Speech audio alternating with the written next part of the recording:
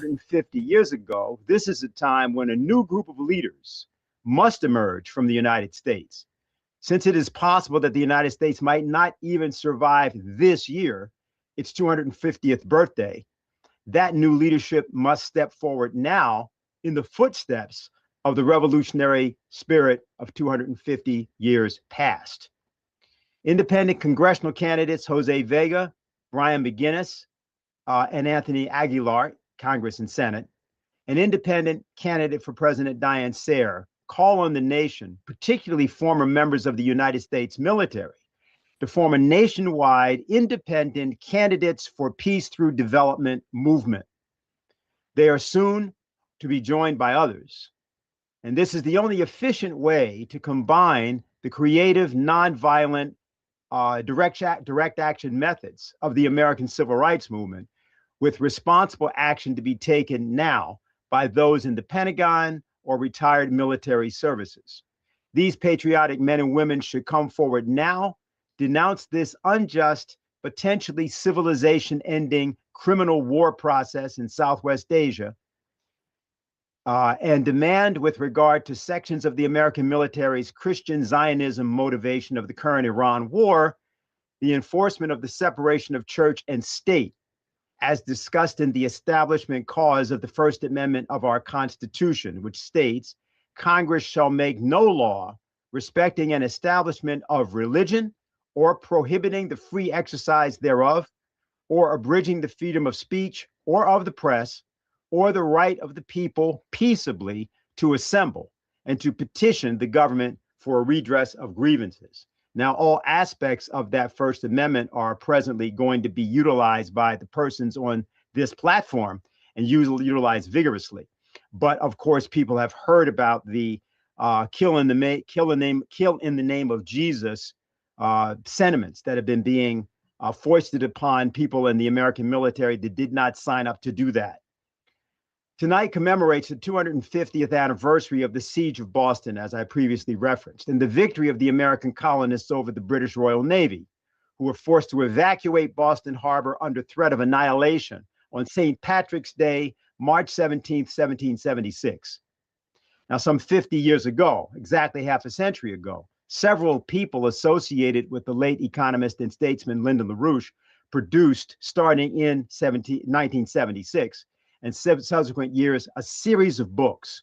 They included The Political Economy of the American Revolution, How the Nation Was Won, America's Untold Story, 1630 to 1754, Treason in America, and the Civil War and the American System, America's War with Britain, 1860 to 1876. We want to just take a moment to recognize the now deceased authors of some of those books, including the late Nancy Spanis, co-author of The Political Economy of the American Revolution, W. Allen Salisbury, author of The Civil War and the American System. That's him with his favorite person, Edgar Poe, among writers, and H. Graham Lowry, author of How the Nation Was Won. And I just want to take a moment to say something about Graham, who was a very close friend of mine, who died in 2003. And of Graham, the late economist and statesman Lyndon LaRouche said, quote, such historians are the soul of the political intelligence profession, the indispensable inspiration of the conscience of the true statesman. To serve those ends, the true historian's challenge is to bring history to life as it actually was. As such, among the greatest classical dramatists and historians, such as Friedrich Schiller did. So the true historian brings belated justice to the sufferings and achievements of the past. He or she breathes life into a moment taken from the simultaneity of eternity. As I know from his state of mind, from my discussions of this work with Graham himself, his approach in writing his celebrated book was just that. Now, if you've just joined us tonight, you've done so because you are prepared to look at what some people are mistakenly calling current events and look at them from a higher standpoint, that of current history. We believe that the power of the people of the United States, the fourth branch of government, has yet to be seen. And it is our responsibility as members of that fourth branch to bring that power to light. So I'd like to now turn this over to my co-moderator, Garland Nixon. Garland, you're there? The ship is yours. All right. Hope everybody can hear me. All right. Yeah. Thanks a lot, everybody. Very important times, as you know. Look, Donald Trump, I think, was asked earlier today, and he said something about the Israelis are not going to use nukes. Yeah, well, I don't trust Donald Trump much. But what we have to do is we've got to move forward. We've got to, as my mother used to say, live as though you're going to live for one day and also live as though you're going to live for 1,000 years. We have to work hard today to make sure that we interdict this horrible and brutal conflict that's going on and very dangerous. But also, we have to look to the future so that we have to believe that there will be a tomorrow, and when that comes, that we'll be able to get some people in office, that we'll be able to get some people that'll be able to do more than just scream and bang on the table. Diane Sare is going to be one of them. But Diane, you're going to enter our first. You're going to talk a little bit and then intro our first guest, Diane Sare. Oh, there we go. Diane. Yeah. Okay, thank you, Garland. I have written a statement, which I think I'm just going to read. So far, I know myself, Jose, Brian McGinnis, and hopefully Tony Aguilar endorse this, and I'm hoping the other candidates who are on will also for mass distribution. It's called, "Is the Epstein class planning a new 9/11 to justify dropping a nuclear bomb? Will your neighbor be fooled again?" We, the undersigned candidates for public office, call on the American people to act before the attempted regime change assault on Iran leads to irreversible consequences.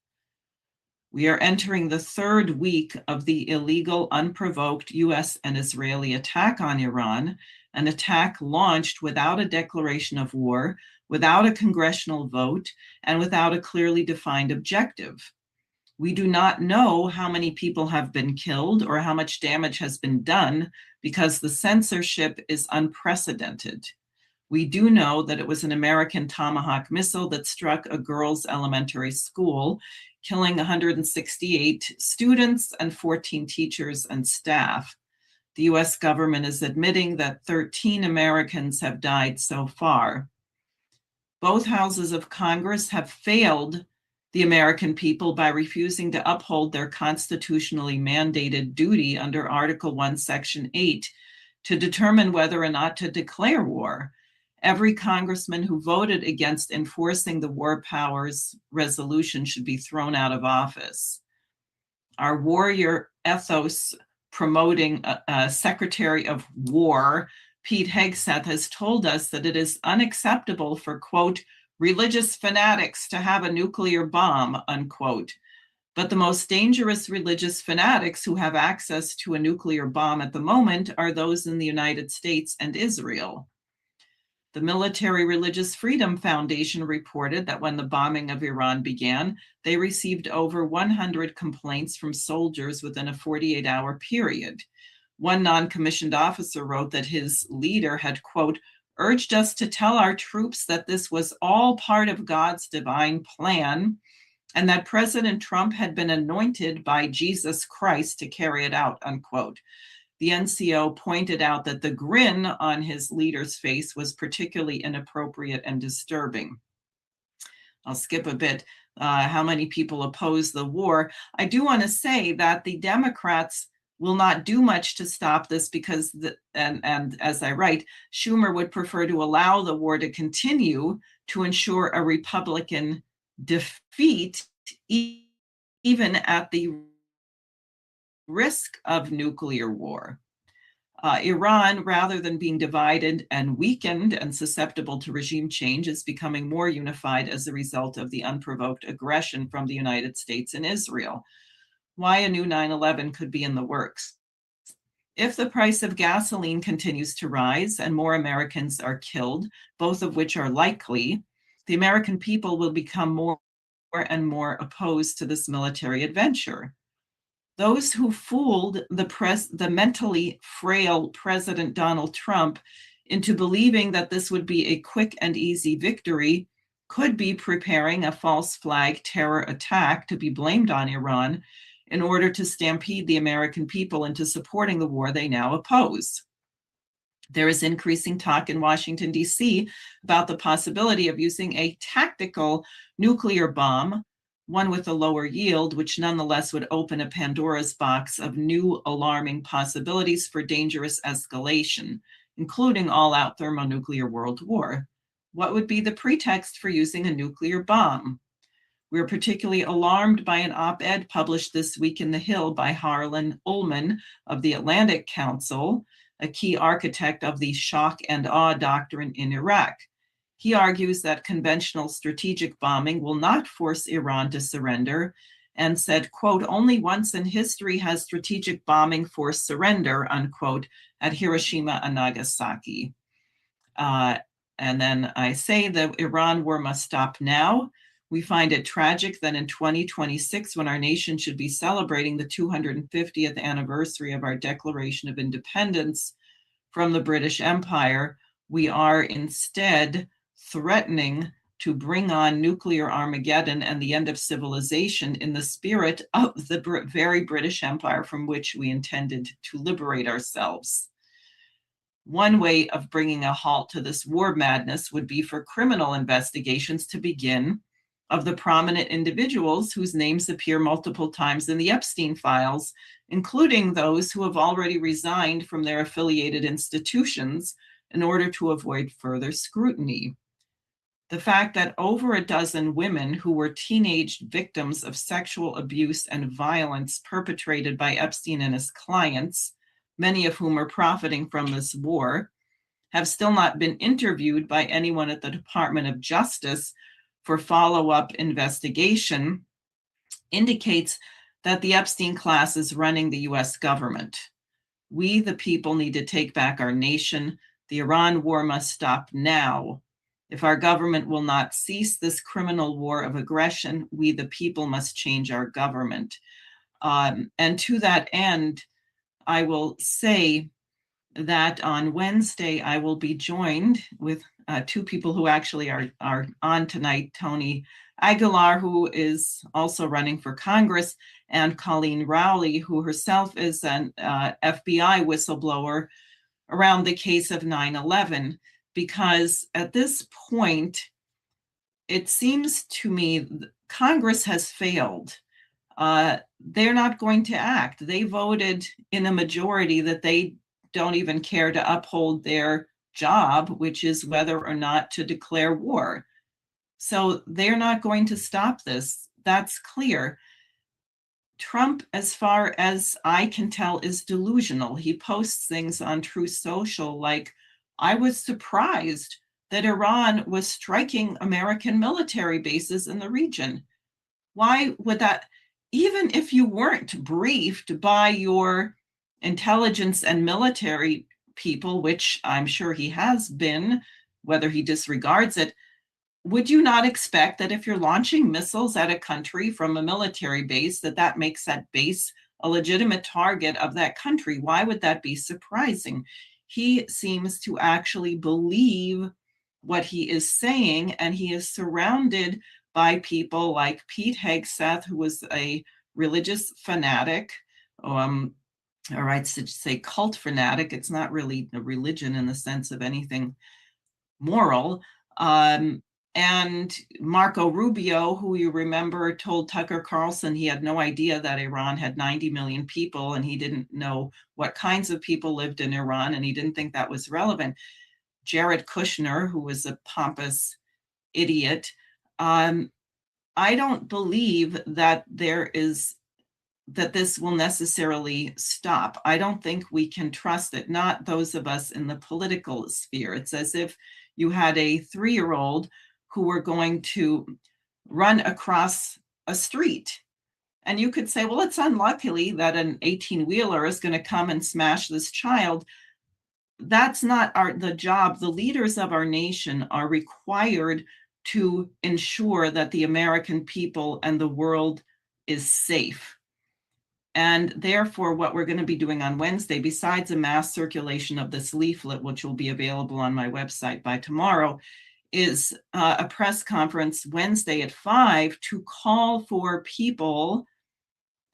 Tony reported that there were several other people who left the Gaza Humanitarian Foundation. They didn't do so publicly. His leaving publicly, frankly, was probably the major thing that caused that to be shut down, because it became such a scandal. We need people on the inside who will stand up, who will tell the truth about the lunacy, the impaired mental state of the president, who will make it possible to stop this descent into madness. And no amount of death is acceptable. Too many people have already died. We've tolerated a genocide in Gaza for over 2 years. And apparently, a lot of people think it's acceptable to have a bunch of pedophiles making policy in this nation. I don't, and I hope other people will join me. So that's what I have to say. And that being said, I would like to introduce my friend, an actual warrior, unlike Pete Hegseth, for truth, former UN weapons inspector, Marine intelligence officer, expert in arms control, Scott Ritter, who can give us a more accurate picture than I can about the actual situation on the ground. Scott, thanks for joining us. And you're muted. Sure. Now unmute. It's probably having guys over the age of 60 around technology. It's a recipe for disaster. But thank you very much for inviting me. Let me just correct the record. I can't give you ground truth because I'm not on the ground. I mean, that's one of the problems, is that we're dealing with this from a long distance, and we're a prisoner to the data that that is publicly available. What I can do is provide an expert's ability to sift through data and connect the dots based upon years of experience in war fighting, planning operations such as this, and frankly speaking, working on the inside, watching the U.S. government lie their teeth off about weapons of mass destruction in Iraq. The war that we are fighting today with Iran, first of all, is an unnecessary war. It's a war that lacks any justification whatsoever. The one potentially justifiable trigger for war, the threat of Iran acquiring a nuclear weapon, first of all, has been mooted by the Director of National Intelligence, who briefed the United States Congress last year that Iran is not seeking a nuclear bomb. And we've known this for years. The CIA has, for years now, come out, I think since 2007, come out with consistent national intelligence estimates that say Iran is not pursuing a nuclear weapon.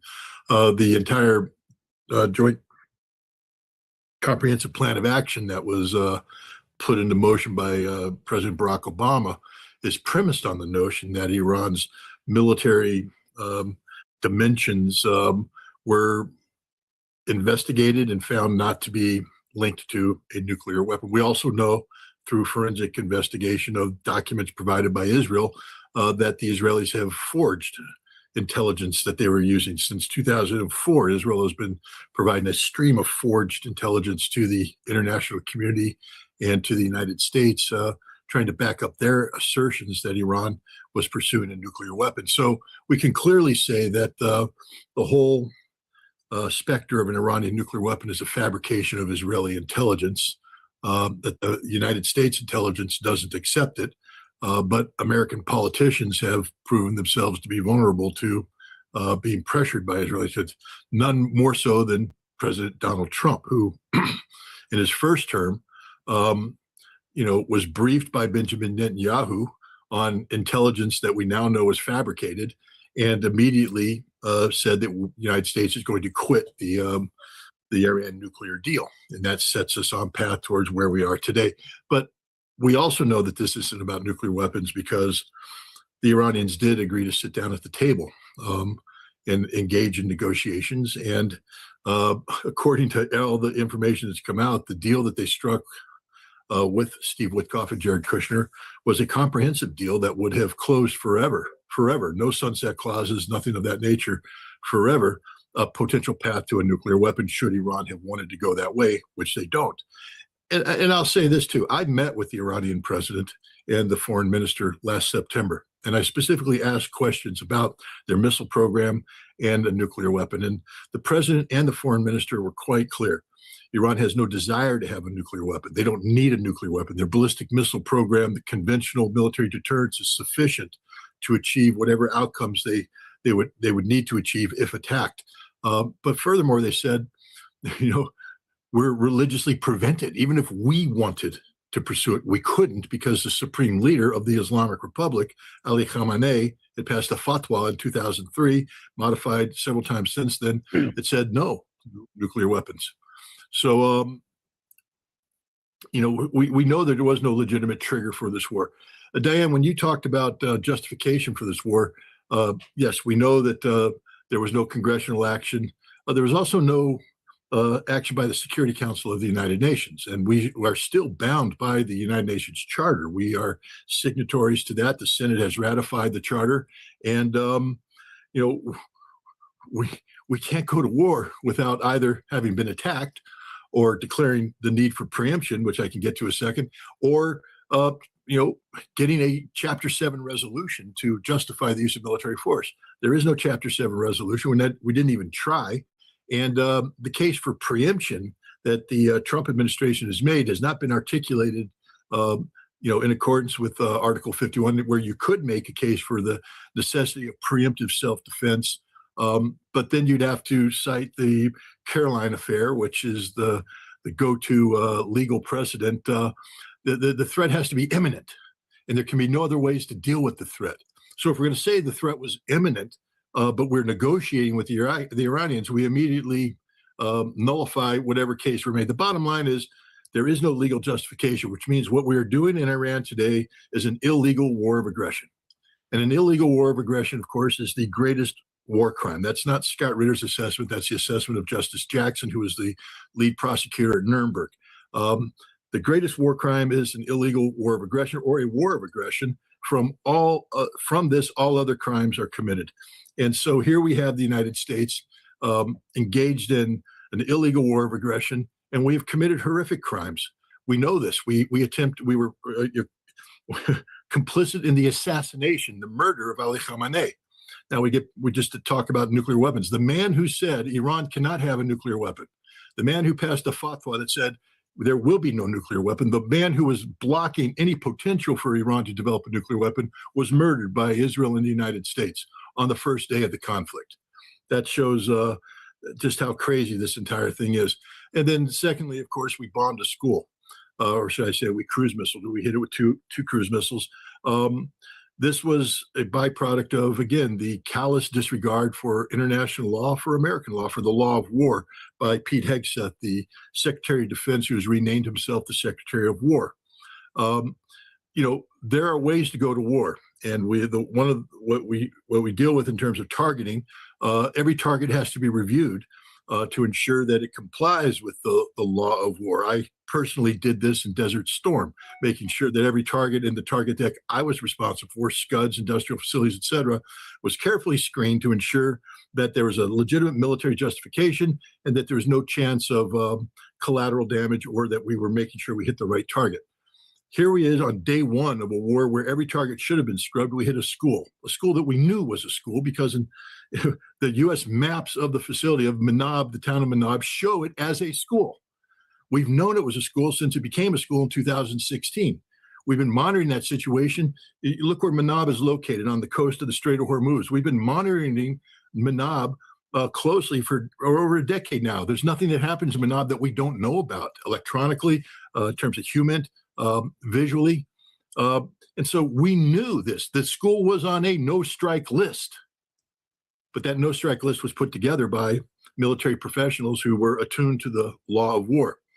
In order to get the shock and awe value, Pete Hegseth went ahead and opened up the targeting, brought in an artificial intelligence program that screened old intelligence data. Therefore, the fact that the school building used to be part of a larger Iranian Revolutionary Guard Command naval facility back in 2011, the computer said this is Iranian Revolutionary Guard Command entered it into the target deck. Nobody screened it. The unit that should have screened it, the Civilian Harm and Mitigation Response Team, created in 2023, was disbanded by Pete Hegseth in March of 2025. The 10-man team in Central Command that should have screened this target, the 5-man team on 5th Fleet that should have screened it, were disbanded, removed. Nobody screened these targets. So on day one, we launched 4 cruise missiles at this facility. 2 of those cruise missiles hit a school, killing 168 children, 14 staff, including the principal who was crawling on her knees trying to gather her students when the second missile hit, terminating her life and the students along with her. This is a war crime of unbelievable proportions. This is a war crime perpetrated by a Secretary of Defense who has said, we don't want rules of engagement. We want to be lethal. His intent is clear and the results are clear. And Diane, I would encourage that when we speak of holding people to account, that Pete Hegseth be number 1 on the list, because he is a man who has disgraced the United States military, disgraced the United States, disgraced the Department of Defense, disgraced the service of anybody who's worn the uniform in the 250-year history of this country. This is a man who deliberately set our country up to commit murder. And he did. He was very successful in the murder that he committed. But this war was lost the very first missiles that hit Iran. The very first missiles killed Ali Khamenei. They were supposed to topple the regime. They can't. The regime is stronger now than ever because of the murder of Ali Khamenei. We don't understand Iran. We don't understand the nation we're fighting. We don't understand the ethos of the people. All we did is reinforce their desire to stand up strong. We murdered the children, further rallying them. But we also proved this attack that we don't have a plan. We don't know what we're doing. We are literally bombing targets for the sake of bombing targets. We don't know what we're hitting anymore. We have now transitioned to a phase of deliberate targeting of civilian targets because we'd have nothing left to hit. That this means is we have adopted the Israeli plan of Daiwa, the Daiwa Doctrine. Daiwa is the name of a southern Beirut suburb that the Israelis targeted deliberately in 2006, saying that in order to break the will of Hezbollah, we will slaughter the Lebanese people. And they bombed this southern Beirut suburb, killing thousands of people, murdering them, genocidal type behavior. The United States of America is now engaged in similar behavior in Iran. We are striking civilian targets for the purpose of sending a message to the people of Iran: you shall not survive if you continue to support your government. We have become a nation that has joined the ranks of, sadly, nations like Nazi Germany. And we are governed by leaders who sadly have joined the ranks of people such as Adolf Hitler. If somebody takes umbrage at that, I don't really give a damn, because it's a true statement. We hung Germans by the neck until dead for committing the act of, for committing a war of aggression. And we are committing the same crime today. And we, the people of the United States of America, collectively aren't doing enough to stop this. So this is why I'm thankful for candidates like Diane, Sare, like Tony Aguilar, like Brian McGinnis, like Jose Vega and others, independent candidates who are free of the taint of partisan politics, people who believe in America, not in partisan political objectives, people who will stand up for what America represents. You know, we are not the greatest nation in the world. This is an absolute true statement. There is not a single benchmark in which the United States is number 1. Let's just be honest about it. Not even the strongest nation in the world anymore, because strength does not come from pounding civilians in the dirt. Strength comes from actually prevailing on the battlefield, and we're not prevailing on the battlefield. But we could be the best nation in the world. The thing about the Constitution of the United States of America, it gives us more potential to be good than any other nation in the world, because it is a sound document. It is a document that represents a body of law that, if implemented properly, could create a nation worthy of this Constitution.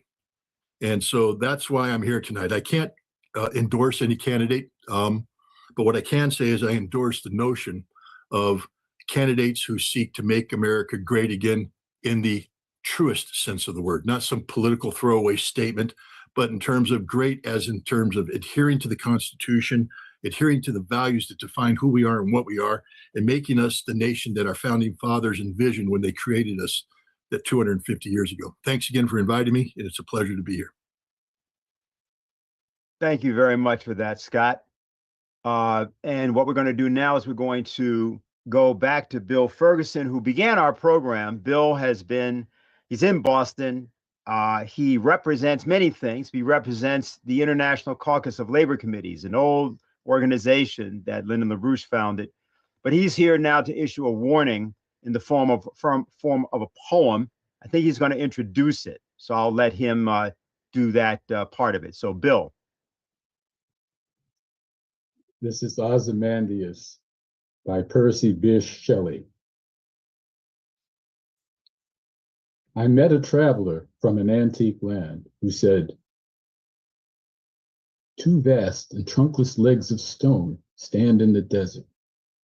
Near them, in the sand, half sunk, a shattered visage lies, whose frown and wrinkled lip and sneer of cold command tell that its sculptor well those passions read, which yet survive, stamped on these lifeless things. The hand that mocked and the heart that fed. And on the pedestal, these words appear. My name is Ozymandias, King of Kings. Look on my works, ye mighty, and despair. Nothing beside remains. Round the decay of that colossal wreck, boundless and bare, the lone and level sands stretch far away.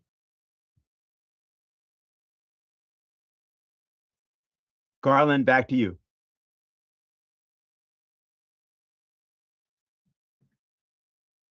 All right, can you hear me? Okay, next we have the one and only Tony Aguilar. Tony is U.S. Army, former U.S. Army Green Beret. He's a candidate for the House of Representatives in North Carolina in the 13th Congressional District. You know, for those of you who don't know, Tony was operating with a private security firm in Gaza. He was absolutely astonished and horrified at the things that he saw. And that motivated him to come back and talk about it, to come back and share a lot of things that happened. It was fantastic. He was heard far and wide around the world. And I think a lot of people felt really good that somebody that was going in there could share what was going on in the inside. And we're very, very appreciative of it. And Tony, tonight, if you could take a few minutes as everybody's watching to share, maybe a couple of things that you saw, if you got just a couple of minutes, that people who really haven't heard your story or heard a few of the things you saw, if you could do that, if you just 3 or 4 minutes and then go on. Okay, go ahead, Tony. So what I experienced and what I witnessed in Gaza on the ground as an eyewitness were war crimes, the execution of a genocide by knowledge and wherewithal and intent, not only by the Israelis, but by the United States, complicity hand in hand with not only the munitions that the IDF drops, but by the political cover, political backing, tax dollars that we provide to the Israelis to do it. And what's really shocking to me, even more so now than when I first saw it then, is that a vision that I had of what I witnessed there was that this could expand. This could expand well beyond the territory of the occupied territory of Palestine and Gaza and the West Bank, and even from the Middle East, the Levant, and West Asia, but around the world. And what we're seeing in this war that the United States is waging with Israel against Iran, which is illegal, unethical, immoral, unjustified, is exactly the throwing away or the abandonment of all international law, international order, international treaty, all red lines thrown out the window and looked the other way in Gaza are what we're now seeing in Iran. The targeting of civilian structures, the opening days of the conflict and the targeting of a school. But most importantly, what I think is the most disgusting part of this is the lack of accountability. Israelis have constantly shirked responsibility and accountability, and the United States have allowed them to do so.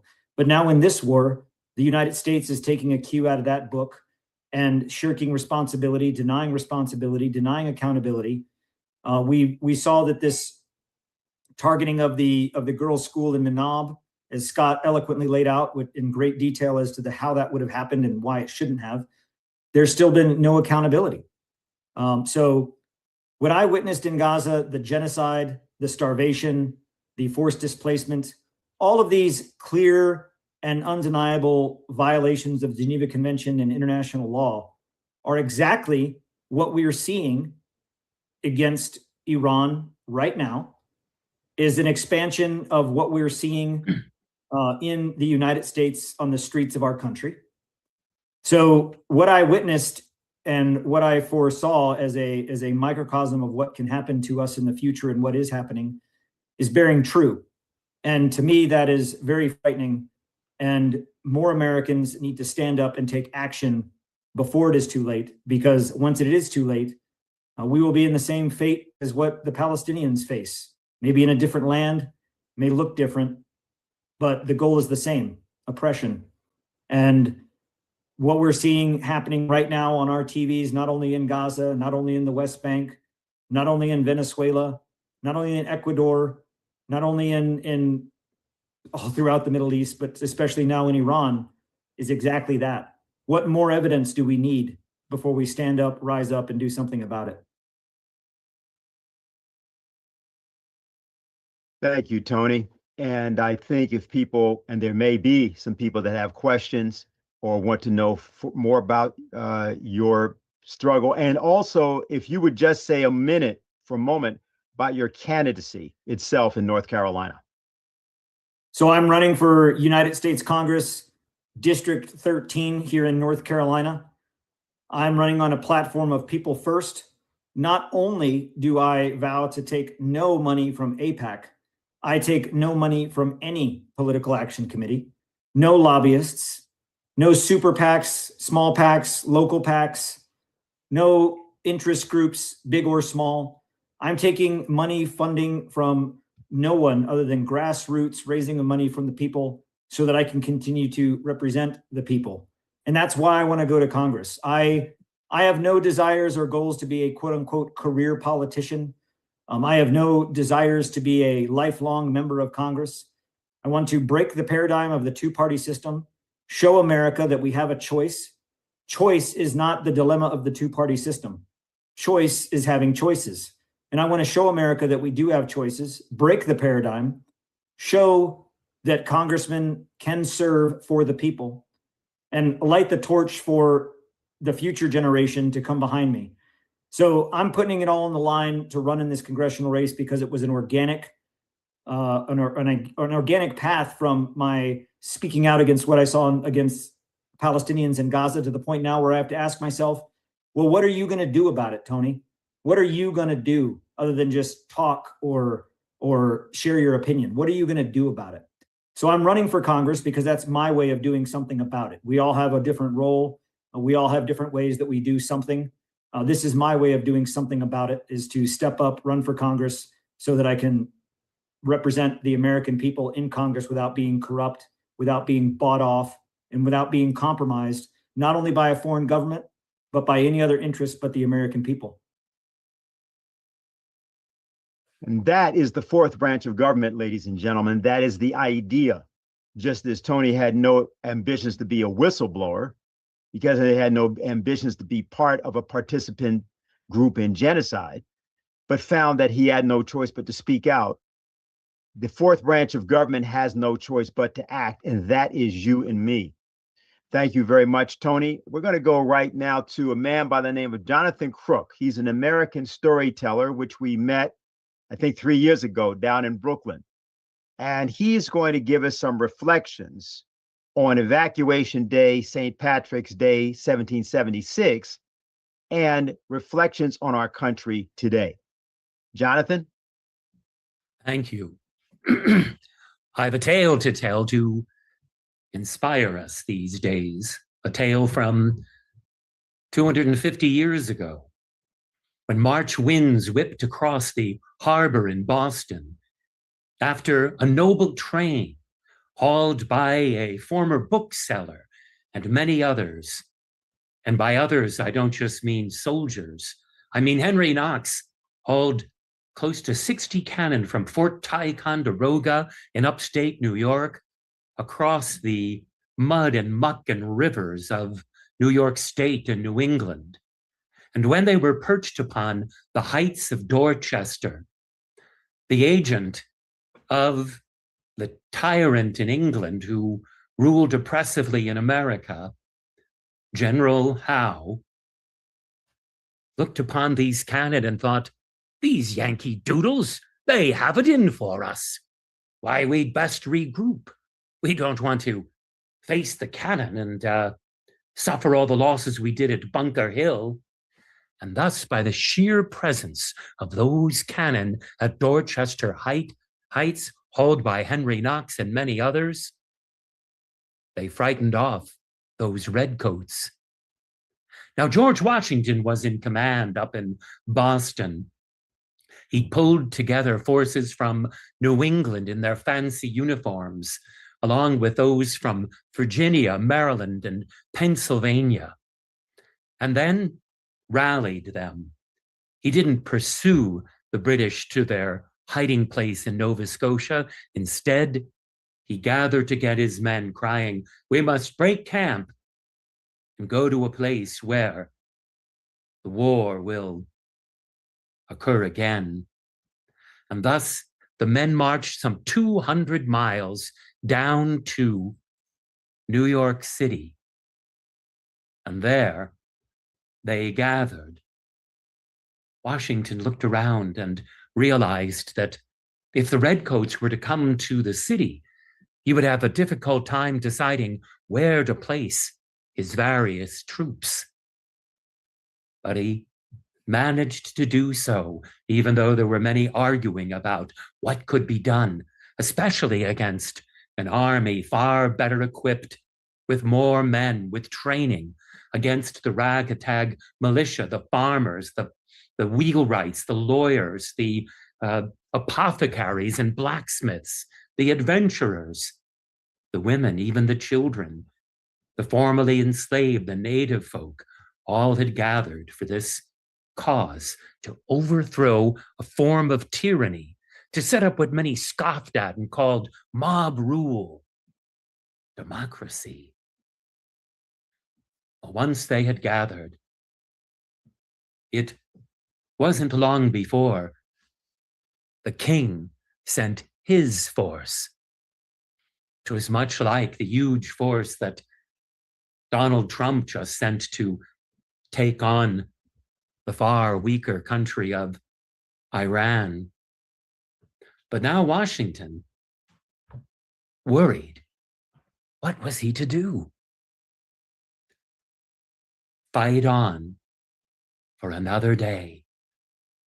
Yes, he suffered losses at the Battle of Brooklyn on Long Island, but a miraculous rainstorm seemed to come, and men from Marblehead, Massachusetts, in boats, their oars muffled with cloth, their presence hidden by fog, managed to sneak across the East River under the shade of that fog, not to immediately engage an enemy whose numbers may have been superior, but no, to fight on for a cause whose virtuousness was what made them superior.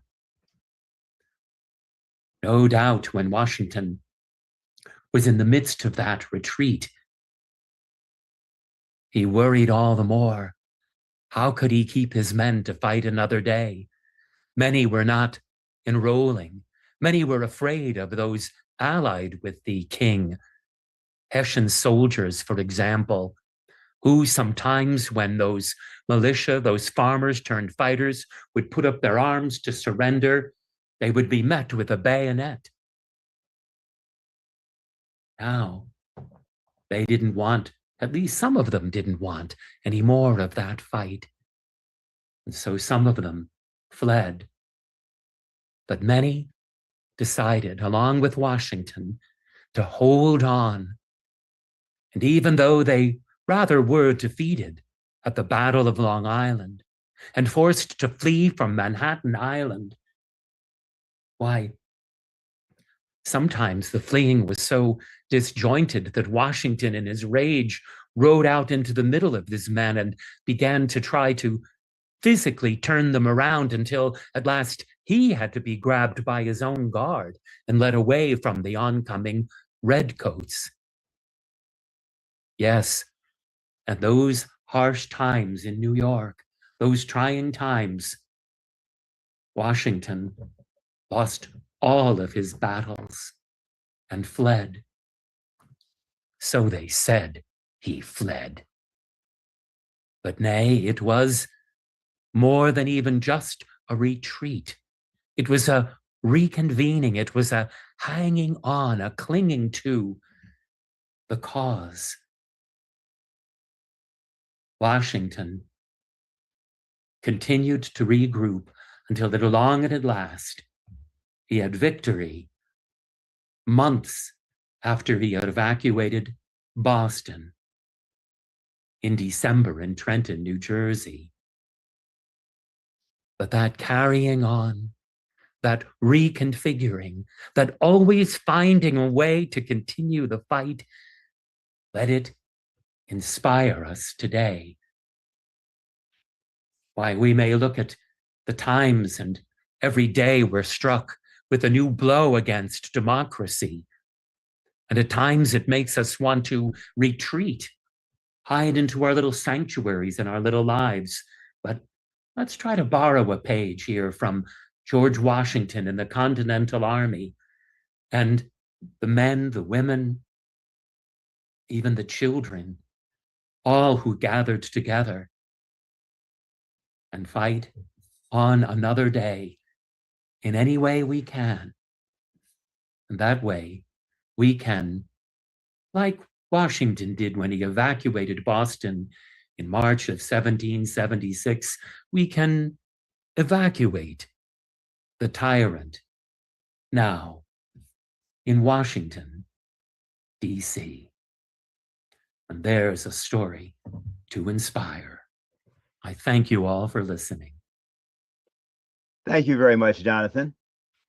Garland, back to you. All right, next we have Brian McGinnis. Now, for those of you who may not be familiar with the name, you probably are familiar. Most of the people in the chat, most of the people watching are familiar with current events and what's happening as far as in the fight to oppose war. And thank you, Jonathan, tyranny. And recently, Brian McGinnis, who is a well, I would say former Marine, but you know what they say, once a Marine, always a Marine, who is a Marine. And he was, you probably saw the incident where there was a gentleman who was in Congress who was standing up to voice his opposition to an illegal war. And he was grabbed, he was assaulted by both security personnel and in fact, a member of Congress, where he was attacked and his arm was broken. Well, that was Brian McGinnis. Brian is now, so he's a Marine Corps veteran, firefighter, and an independent Green Party candidate for the U.S. Senate in North Carolina. Brian McGinnis, welcome. Hey, thank you, Garland. Thank you so much for this. And yeah, that was one heck of a day. I was so thankful to be able to get that message out. And the way things went down were only amplified my voice and our voice, and I'm thankful for that opportunity. And I was very thankful to have Tony there with me by my side, encouraging me and calling out wrong for being wrong, and voicing his strong words in support of me in spite of the senator trying to add his 2 cents physically out of his jurisdiction and all. So great to be here. I wanted to just give a couple comments of hope and in this time of dire straits. After I was released from the court, I took a day with my wife and had a good time. The next day I went and had an interview with this man named Clyde. He's a Marine veteran himself, and we walked through Arlington Hospital, or cemetery, I bet. And I was noticed 9 times, which was a new thing, being newly famous, and had nice encounters with people. And 2 encounters stood out. One was an officer from the Army. He was very big and strong. And he came up to us and shook his hands, and he let us know that there was a change in the officer corps and their perspective on on what the reasoning for these wars are. When they meet up as officers and are talking about business, there's no more dissonance or disagreement in what the true reality and what the reasons are for these wars. They are aware and are all on board with the corruption in our government and what's driving us into these wars. And that's a change in the culture. And those officers are trying to take a stand to keep shit from rolling downhill to their men and women. And so that was one great learning. And then I ran into another warrant officer and her husband, who was an enlisted man. And they were just saying the same sentiments, that there's a change. Most people are awake and aware of this, the unprovoked and the wrong direction our elected officials are taking us. And so I just passed that along as some insights I've just recently learned. And one more thing, Clyde, the man I was doing the interview with, has started an organization called the Modern Exodus. And its goal is to unite men from America to get off the couch, to get out from behind the screens, learn some survival skills, learn some weapons handling skills, just come and break bread. And it's a national group of people, and he's trying to inspire that. And it's an effort to unite us to counter this egregious government control and out of control government. And so he is making headways and building that organization. So in these times, I just like to share those small positives that God willing will grow and continue turning the tide in this day. Thank you very much for that, Brian. And let me just say that all of the candidates deserve your support. We're talking financially, and we're also talking about people helping in manpower. Candidate Vega is presently concluding one phase of a petitioning drive to get his name on the ballot in New York for his 15th congressional district in the Bronx.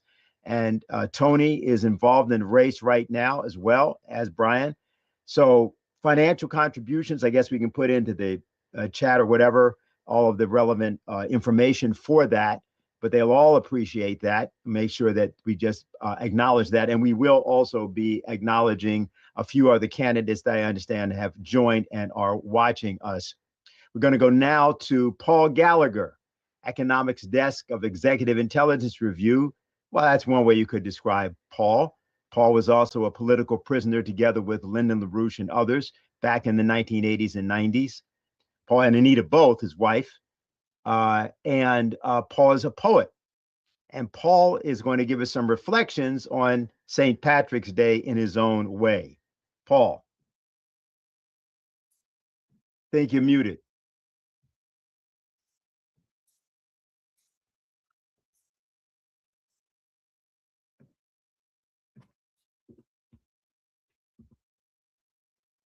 He'll get it. I think. Unmute. There we go. Yes. How's good. that? There you Okay. go. Yes. St. Patrick, he was not the only figure in history who was able to repulse serpents, snakes that were sent at him by his adversaries, the Brands, the judges, as they were sometimes called, but they were pretty magical sorts. The other figure was Moses, who, with his friend Aaron, was able to deal very effectively with a whole lot of serpents that were thrown his way by an ancient Egyptian magician, a powerful one, called the Magus. So this poem is called The Magus. The Magus appeared on a deep, starry night, and the praises were sung to his craft and his might. His weapons were shining like moon on the sea, though he promised that not for a war would they be. The shouts of his minions proclaimed him to be the king of the land and the lord of the sea. And vast were the lands that he claimed for his own, and the waters beyond to come under his throne. The friends of the good and the wise were dismayed at the way that the Magus so easily played on the minds of the millions, made serpents from rods, until some said this Magus could summon the gods. Then he suddenly thundered and threatened a war, and they saw all his promises dashed to the floor. The fire of his gunboats was brought into line, and the sea ran with snakes for his magical sign. But Moses and Aaron once met such a show. Magus warriors felt a mysterious blow and a halt and a weakness, commands that were vague, until there on their skins were the boils of the plague. Now his weapons still shine like the moon on the waves, but his troops cannot strike with the force that he craves. His wealth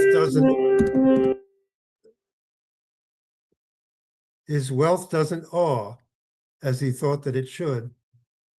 'Tis the Magus brought low by the spells of the good.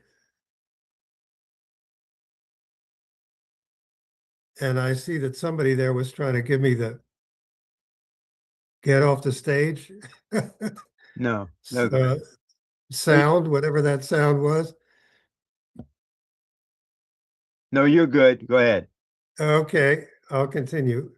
Now, I'm sorry. Now, Outlook is trying to confuse me as well. But let me read more. This is about St. Patrick, and it was written 31 years ago on this day in prison. But like many comic poems, it refers to a certain number of events of that particular day. And it was a time when the head of Sinn Féin, Jerry Adams, was coming over to the United States for the first time to meet the president. And it's a tradition, as people know, that on St. Patrick's Day, the Taoiseach, the prime minister, comes to meet the president. But this was not the Taoiseach. This was the head of the opposition, Sinn Féin. And so here was the poem. They say the Irish live in bogs, but let the fool decide who made these global money pools, which late we see a slide. 'Tis London's great financial bog, don't try it with your plow. We'd nae a solid piece of turf if the British showed us how. Those British brags and British brains ne'er Patrick would allow. We'd nae a piece of turf to plant if the British showed us how. You've heard of Baring's money now, the bankers to the Queen. Each broker printed 10 times more than the bank had ever seen. And so they grew, and so they blew. They're an open sinkhole now. We'd nae have earned $1, lads, if the British showed us how. Those British brags and British brains would ne'er Patrick would allow. We'd nae have earned $1, lads, if the British showed us how. And have you seen Prince Charlie now, a-praying to the trees? He says his mum and dad did put him down upon his knees. We Irish bid them worship Christ. 'Tis 14 centuries now. We'd never have been Christians, lad, if the British showed us how. And have you heard Prince Philip to the deadly virus pray? These Windsors are true killers, sure would awe the world away, except their brood they wish to breed, no other babes allow. We'd nae have peopled nations, lads, if the British showed us how. Okay. They said, not quite, they said LaRouche exaggerates and throw that man in jail. But London's fool derivatives, he hit them on the nail. Deregulating Maggie is the wild extremist now. We'd nay have had a man, LaRouche, if the British showed us how. Let's throw him out and do without and do the American way. Or shall we call it Irish? For it is St. Patrick's Day. Let Jerry meet the president and a noble peace enow. We'd nay have had a president if the British showed us how. All right. Finis. Thank you very much. Everybody hear me okay? I'm unmuted? Yes, you're All okay. right. You're good. Great. Next, we have the one and only Jose Vega. He's an activist, candidate for U.S. House of Representatives in New York's 15th congressional district. And, you know, I've had people say to me about these things. They're like, you know, I watch them and I like them, but Garland, no, none of these people are going to win. What are they doing? To which I say, number one, you can't win if you're not in the race. So they have an opportunity to win. As bad as things are going, as we are sprinting towards some kind of a, at minimal, global economic catastrophe, who knows, within the next couple of months, anybody could have a chance. So Jose Vega, he's running against a lunatic, ultra-Zionist, and I think that when people get a clear understanding of Jose, of his policies, and of course, what his opposition is, I think the guy's going to have a chance. Jose Vega. All right. I hope you can hear me okay. Yeah? Yes. All right, good. First of all, I just wanted to thank the people for the cultural component of this event. To be able to get American history and poetry in one event this year has truly been inspiring. And while listening to the entire composition of this panel, I had remarked earlier that it felt like a Beethoven composition because of how dynamic it is. And so I just wanted to share that and express my gratitude for everyone who has contributed something to the evening on the cultural component, and to Jonathan for that great storytelling. That was very inspiring. And I have on here on the Zoom call tonight, people who are listening are some of our high school interns who are on, who like to poke fun at me, you know, which is good. They say they try to keep my ego in check, so I appreciate that. But sometimes we get into discussions about American history. What is so redeeming about American history? And one of the things that we have done is read the Declaration of Independence. Because in talking about that, before we read it, you know, often the discussion is, well, you know, I would ask them, have they read it? They said, yeah, I think we read it once in like a high school class about, you know, who was Thomas Jefferson and what did he mean by, you know, all men? Did he mean all men and women? Who was he talking about? Was he talking about the slaves too? And so I said, well, wait a minute. What does it mean to you right now? Because whether you believe it or not, it's your document. Whether it was written for you or not, it's your document. So let's read it together. And it's astonishing because it's like they're reading it for the first time. And these are the people who are supposed to inherit this American project, this country. And so if there is any year in which that there is going to be a rediscovery of what this country was supposed to be and stand for, it is this year, in the 250th anniversary of the founding of this country.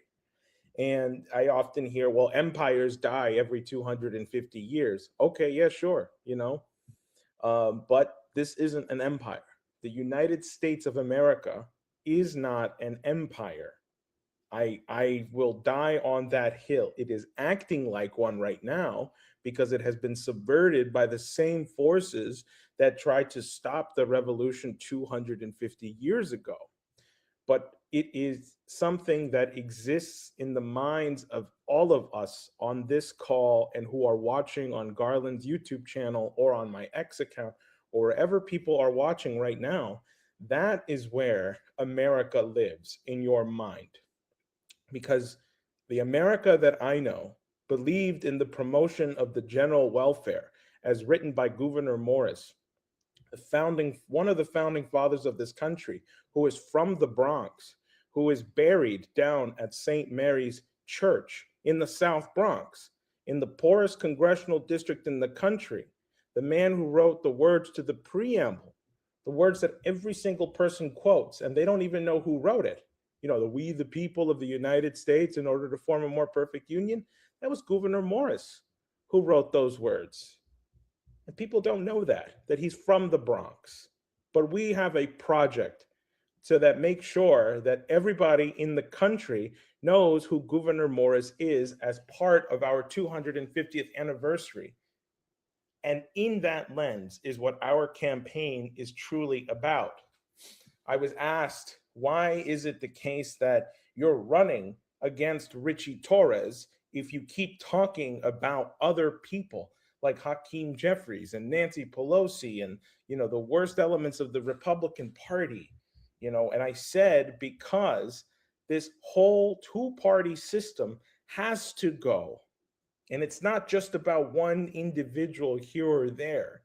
It's about reviving a principle that every human being is created equal.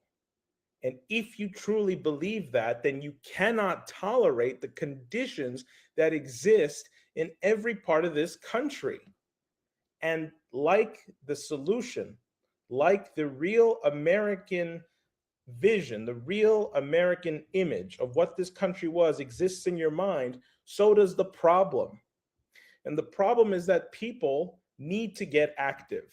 Because if you're just sitting here, as Brian had pointed out earlier, and you're not actually doing something, if you're not out there advocating, supporting independent candidates, then you are part of the problem. We are not spectators. We are not commentators. We are actively involved in moving and shaking current events, but not for current events, for the future, because we believe in posterity. I want a country that will be great for the people who will be born long after I'm dead. And I want poverty to be something that's studied in a textbook, in a historical textbook. And I believe that that's a reality, that is completely possible within our lifetime if we choose to make that happen this year.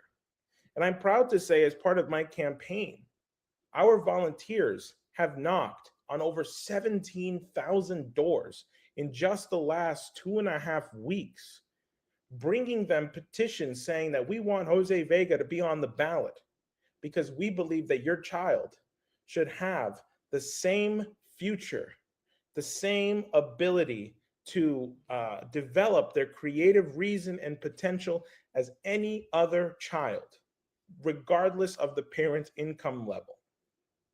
And when we're going around doing that and briefing people on the war, people get, first of all, they get nervous. Oh my God, I didn't know that Richie Torres was a supporter of the war. But then they say, well, what do I do? And the first step is that people get me on the ballot, sign my name to get me on the ballot. We were telling people that I was going to be on the Jimmy Dore show just a few days ago, and we were telling people about this town hall that was coming up. So I hope that some people who signed our petition are on this Zoom call or watching on YouTube. And that is what the function of independent campaigns do. It is to wake up and mobilize people who say, I want to declare my independence from the Epstein class. And I understand there are people who work 9-to-5s who can't do much, but they contribute. Some of the best donations we've gotten are the $10, the $25 with these messages from people that say, I can't give you much, but this is what I can give you. And just know that we're rooting for you, wherever it is that they are from. And that is the spirit in which we find ourselves in right now, in a mode in which I think America is ready to declare their independence, and all of these other candidates who have decided to dedicate their lives, to sacrifice their lives for a better country. People like Brian and Tony and Josephine and Greg Stoker over in Texas, they are the ones who are leading that pathway forward. And so I just want to say that I am truly honored to be able to share the stage with all of you in declaring our independence once again from the satanic Epstein class. So thank you. Thank you very much for that, Jose. And let me just say to everybody, this is the way in which, and the only way in which, you're going to see a resurrection of creative, nonviolent, direct action. It's going to come from the American military, retired members of the American military, people who have already, because of largely their commitment in war, are going to be trusted by the American people. It doesn't mean they'll be the only people. Obviously, a lot of people, anybody should be involved that feels and understands their role in this moment and in this time, in the same way that Jonathan Crook referenced Henry Knox, who was completely self-taught. He didn't know anything. He didn't go to any military school. Nathaniel Greene was the same way. Several of the other commanders and officers were self-taught in the American Revolution. And so in the same way, we're inviting all citizens to become engaged in that, if you want to call this way, People's University or People's Academy, which is not just by running for office. It's by understanding this idea of the relationship between history, real history, intelligence, real intelligence, and what we call poetry. You know, there's a saying by the poet Percy Shelley said that poets were the unacknowledged legislators of the world. What we're going to do is we're going to conclude this portion with Bill Ferguson, and when we're going to then go to responses, discussions among the people who are with us tonight, introduce some of the candidates that have gotten on, and if there's some questions or other things we should address, we'll try to do that. Bill is going to do for us the Sonnet 55 by Shakespeare, and which tells us something about why poetry is more powerful than guns and fame. Bill? Not marble, nor the gilded monuments of princes shall outlive this powerful rhyme. But you shall shine more bright in these contents than unswept stone besmeared with sluttish time.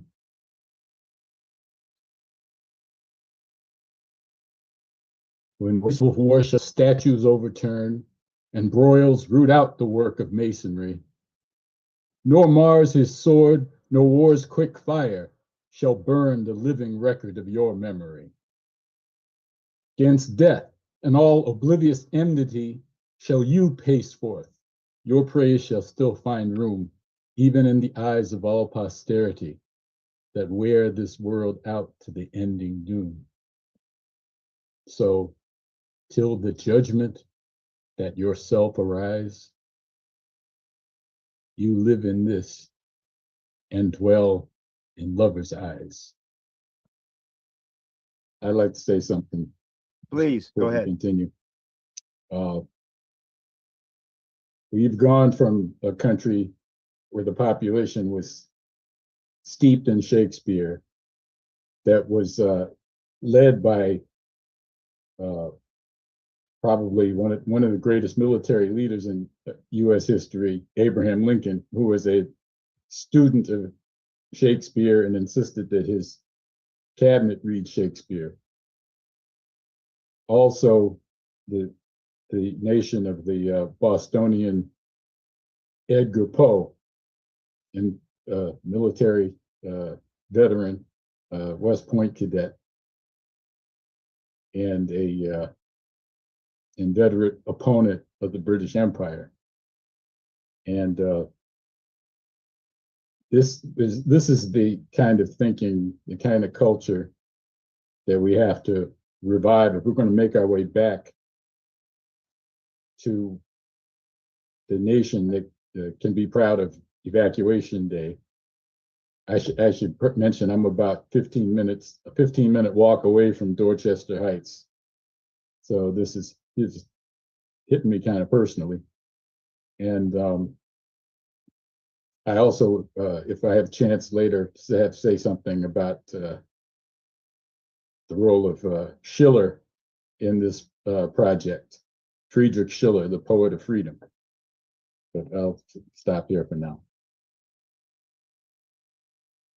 Okay, very good, very good. I think we now have a couple of announcements. Jose, I'm going to go back to you or to Diane. I think we've got a couple of other candidates on. Is that correct?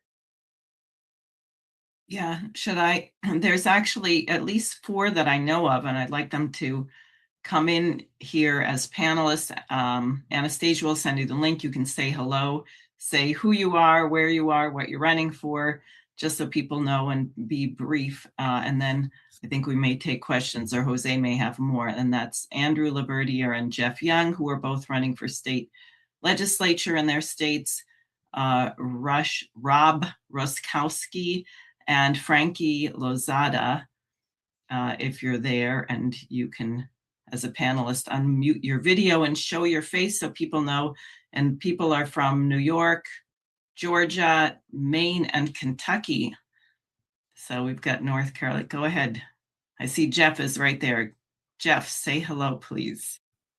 Oh, all I'd like to say is that, I've been a Democrat for most of my adult life.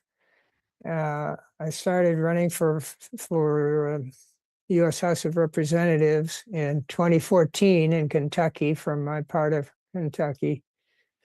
And every time the Democratic Party would rig it against their favored candidate. And so after many such experiences, some friends and I started a new party called the Kentucky Party in 2024. And we are now running candidates for the U.S. House and the U.S. Senate, Mitch McConnell's seat, which he's currently keeping warm. And the platform of the Kentucky Party is unbelievably simple compared to any other party I've ever heard of. We are pro-peace and anti-corruption, and we have a focus on Kentucky. That's the whole platform, which means that we're not interested in censoring anybody who wants to join the Kentucky Party and be a candidate. We're interested in getting you on the ballot and getting the signatures needed and helping you work through this process of running for office. I'm running for the Kentucky House of Representatives this year. I set my sights a lot lower. I had run for the U.S. House several times and governor of Kentucky 3 times over the last 12 years. But I'm going for the Kentucky House because it is the people's house. It is where legislation begins. And I have a lot of ideas living in Kentucky for the last 44 years I've lived here. A lot of ideas about how the Kentucky government can be reorganized and become less corrupt, especially corruption among the judges, the judicial branch. So in Kentucky and in the United States as a whole, I think of the 3 branches of government, legislature, executive branch, and the judiciary, the judges are the most corrupt right now. They routinely throw out cases that are meritorious before even allowing any discovery, and that makes justice impossible. So if I get elected to the Kentucky House, I'll be going for judicial reform and reducing the power of our judges and making them obey the law and the Constitution. Great, thank you. And you had a billboard that said abolish the CIA, I recall. Yeah, that's right. One of my first elections, I think it was 2014 or Wow. 2016, Okay. I think. 2016, I had that billboard, yeah. Yeah, Great. that got a lot of attention. I actually won the Democratic primary for the U.S. House one time in 2022. Yes. And the entire Democratic Party in my county, in my district, and statewide supported the Republican incumbent and supported a write-in Democrat to take votes away from me. I still got 35% of the vote on general election day, but the entire party united against me. And that led to my helping to form the Kentucky Party, which has no primaries. You know, we don't have enough people to have a primary. Right. Thanks. We're going to quickly go to Rob, I guess, Ruskowski, Georgia. We can hear you. Oh, okay. Hi, everybody. I just have to say I'm just so honored to be a part of this. I wasn't even aware the extent of this meeting, and listening to everything and listening to everybody, it's really touched my heart. I'm running currently. Actually, I was in a special election that just happened on March 10th. Unfortunately, I didn't win.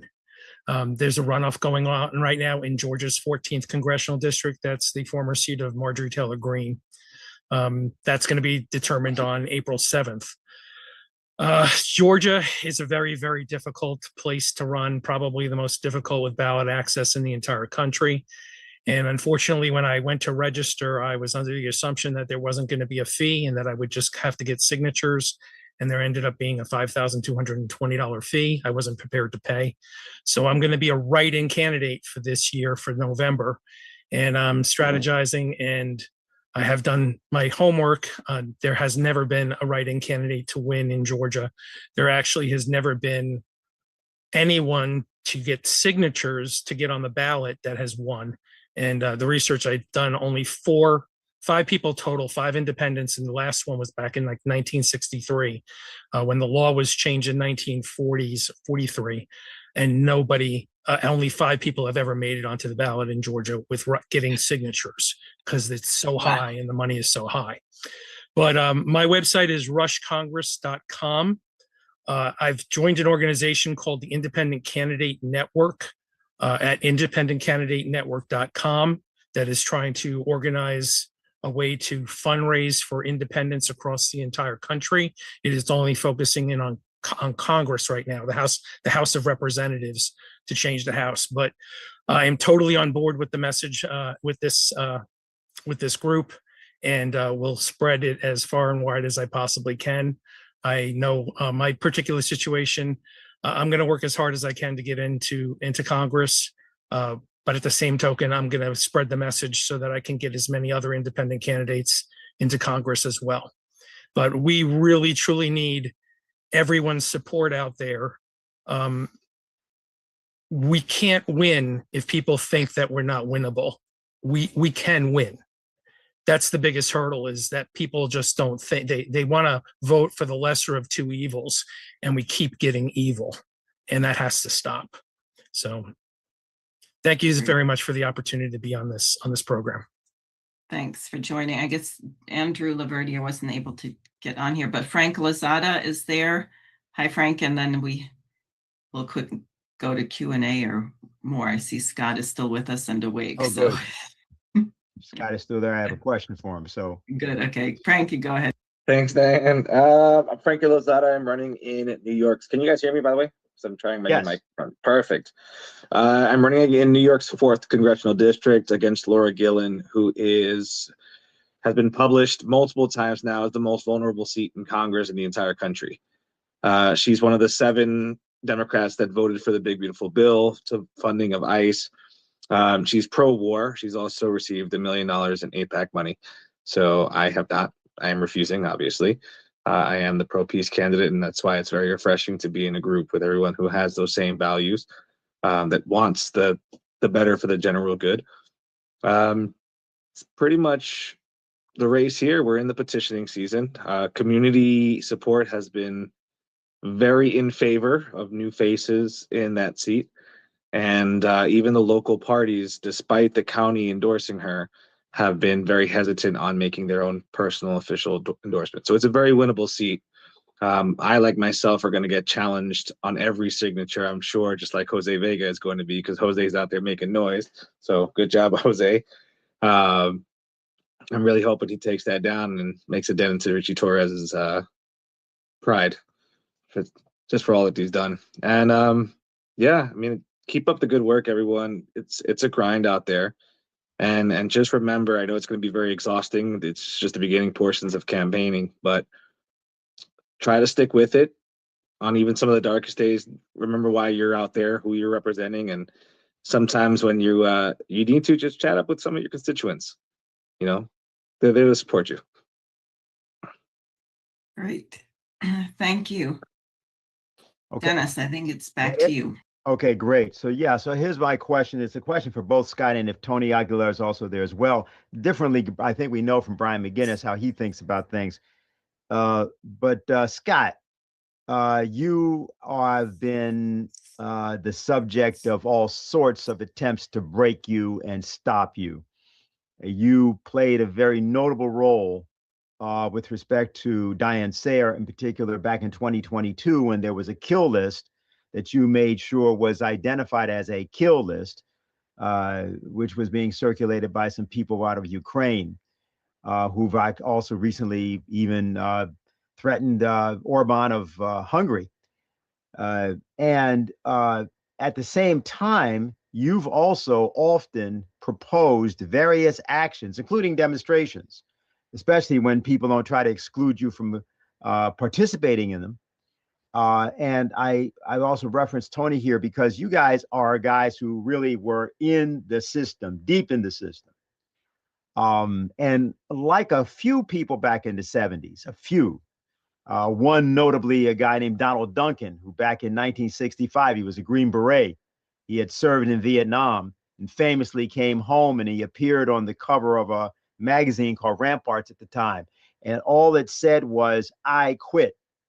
And he told his story about what the war was really about. And what actually happened with the opposition to the war in Vietnam was it was those first guys from the military who served, or some of whom refused to serve and served time because of that. Those were the people who actually paid the original price and actually precipitated the move against the war in Vietnam, along with Vietnam veterans who came back later. So I just wanted you to get a chance to say something because you have also emphasized, as have we in this whole thing, and that's why we are getting these candidates, and you see the idea that the people have to get up off their hind legs and do something and not wait for the institutions. You've seen it from the inside and have obviously made your choice. So I just wanted you to take an opportunity to say a bit more about your own, situation. Obviously, as much as you want to say, and about what it takes to fight back so people understand the way they've got to think, why we have this idea about Washington and why we're talking about fighting against odds and having an idea of victory. Well, thank you very much for giving me the opportunity. Look, I'll just keep it really, really simple. I believe in the Constitution of the United States of America. That's what grounds me. That's what I took an oath to. And I believe I believe in the institutions that are derived from the Constitution. I'm not an outsider. I'm an insider. An insider meaning I'm in the Constitution, all in. The Constitution belongs to we, the people of the United States of America. And that's the message I try to send to people. I hesitate about demonstrations and I also hesitate about some opposition because it seems people are when they reject failed policies, which they have every right to do, they seem to be rejecting institutions. We don't reject the presidency. We embrace the presidency. We don't reject Congress. We embrace Congress. We don't reject the judiciary. We embrace the judiciary because that is us. That is what the Constitution says we are, who and what we are. We just need to make these institutions better. We can't allow these institutions to operate on automatic because those institutions don't exist if they operate on automatic the way our founding fathers intended them to exist. We, the people of the United States of America, must hold those whom we elect to higher office accountable for what they do in our name. In order to do that, we must be empowered with knowledge and information, but we also must be motivated by our civic responsibility to the institutions of government. I don't reject America. I embrace America. I defend America. And America is defined by the Constitution of the United States. People say, where do you get your strength from or whatever? The strength comes from the Constitution because it's the right thing to do. When I took an oath to uphold and defend the Constitution of the United States of America against all enemies, foreign and domestic, I was prepared to lay my life down. Do you understand what that means? There's not a damn thing anybody can do to me to make me yield from that path, because I'm willing to die for that. And it's not just rhetorical. I'm willing to lay my life down for my country. And every American citizen should be willing to do the same thing. I'm not talking about needless sacrifice or suicide. I'm talking about standing up and fighting for that which defines who we are and what we are. If we don't defend the Constitution, we are nothing. Don't call yourself an American if you don't know what the constitutional republic is, because that's all we are. We're not anything different from that. Anybody who says they want to do something different than that, you're not an American. An American is somebody who believes in the constitutional republic. That's it. And so that's what motivates me every day when I get up. How do I defend this republic? How do I defend the Constitution? And how do I motivate people to be part of this defense? I'm not anti-American. There's a lot of people out there. You sure sound like you're anti-American. No, I'm the most pro-American person you ever met in your life. But I believe in America, the United States of America, as set forth by the only thing that defines who and what we are, and that's the Constitution. There's a scene from a movie, Bridge of Spies, and it's Tom Hanks confronting this CIA guy that wants to get him to do something, to get able to confess or not to defend him properly. And Hanks, says, "What's your last name?" The guy says, "It's a Germanic name." And he says, "Well, I'm an Irishman." He says, "What do we have in common?" The answer is nothing, not a damn thing. The only thing an Irishman and a German have in common in America is the Constitution, the rule book. The rule book defines who we are. I don't care what your background is. I don't care what your ethnicity is, your religion, your gender. I don't care. If you believe in the rule book, then we're on the same side. And that's what I encourage people to do. Embrace the rule book. And the rule book is the Constitution of the United States of America. Thank you very much for that, Scott. Thank you very, very much for that. Is Tony with us still? Tony Aguilar? Yeah, Tony, if you have anything you'd like to say, go ahead.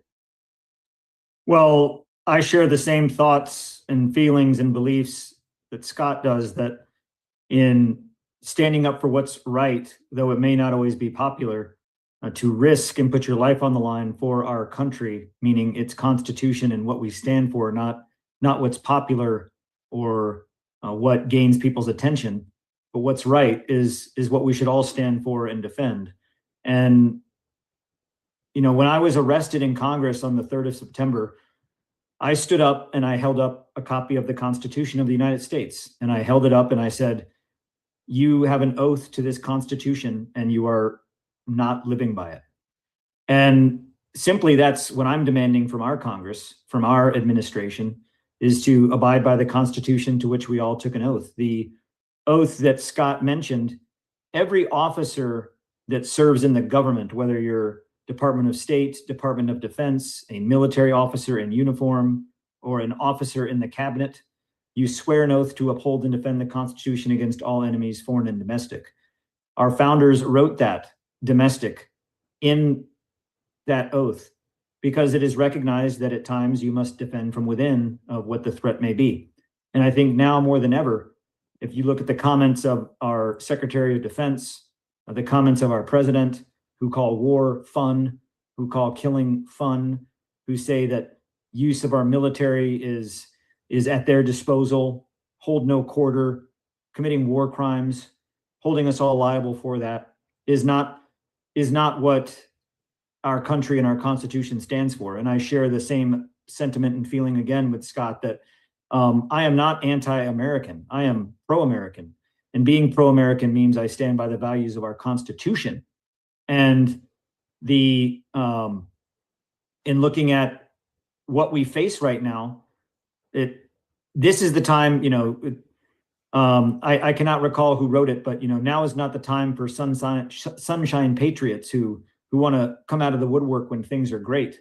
Now is the time for those that truly care about the purpose and the foundation of our country and our Constitution and Republic, to stand firm, knowing that there's risk. Now is not the time for those that want to only stand up when it's easy. Freedom is not a spectator sport.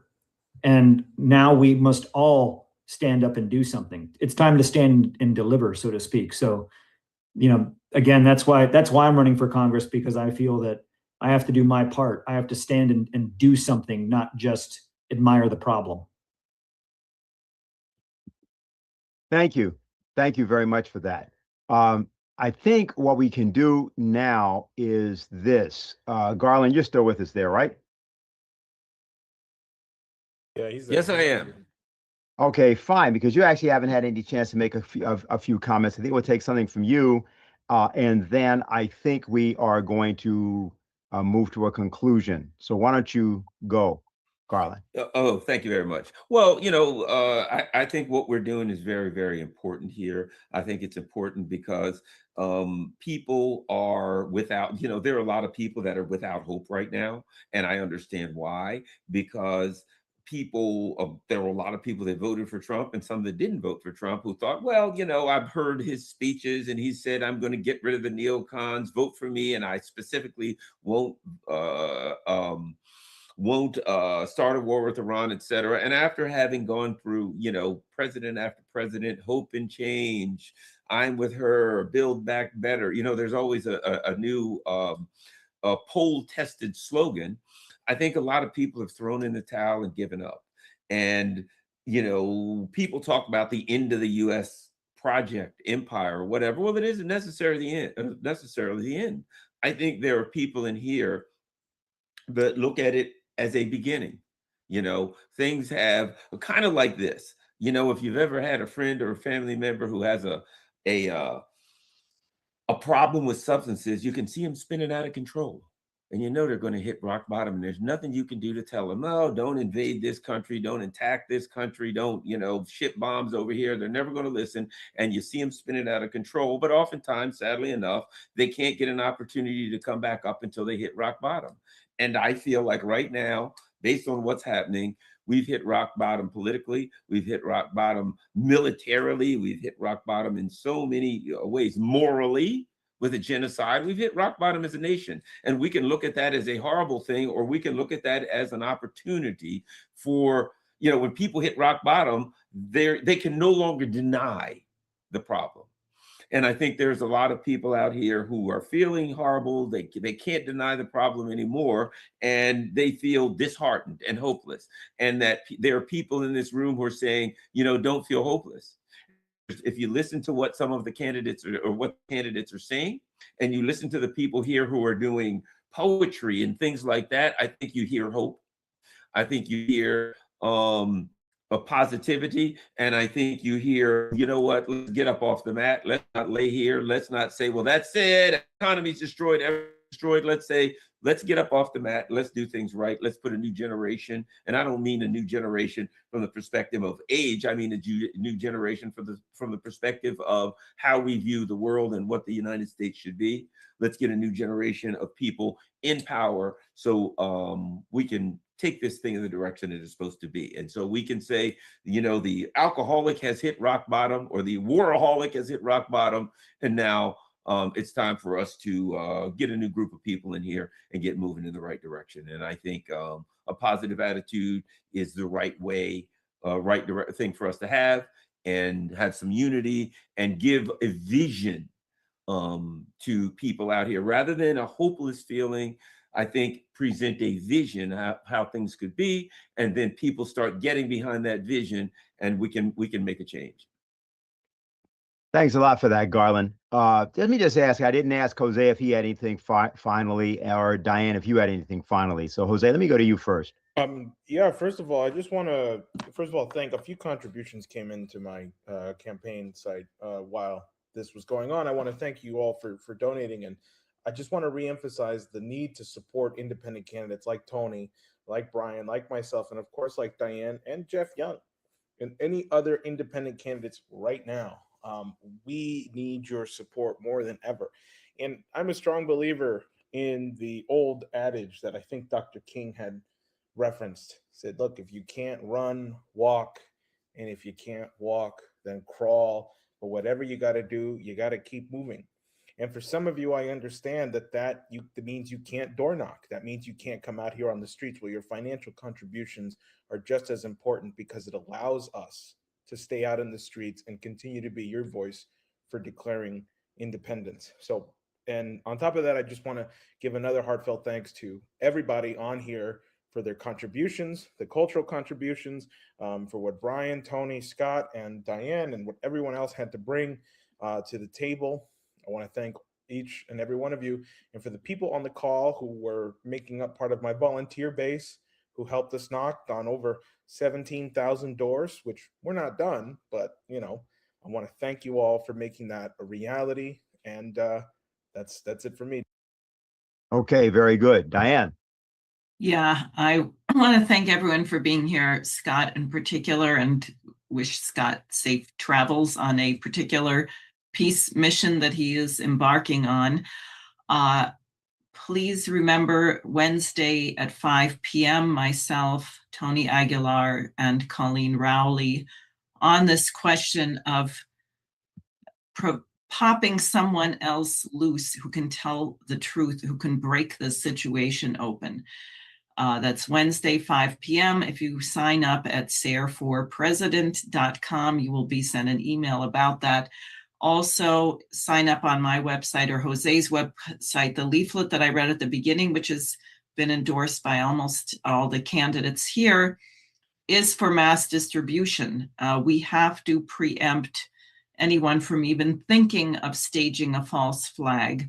And you can print it out and hand it out or circulate it on social media, but that will also be in its finished form available tomorrow. So sign up at sareforpresident.com to get on my email list and get that material. And that's what I have. Thanks a lot for that, Diane. I would suggest actually, and we'll see whether we can work this out for either next week or the following week, we might do a session, because I know a lot of people may have questions or other discussions, but also, of course, we're now finally into a situation where people are asking, what can I do? And there was a lot of what people can do tonight. There's a lot in terms of what you can do in terms of supporting the candidates. Diane's mentioned her press conference. They were talking about distributing a leaflet, which is warning of the danger of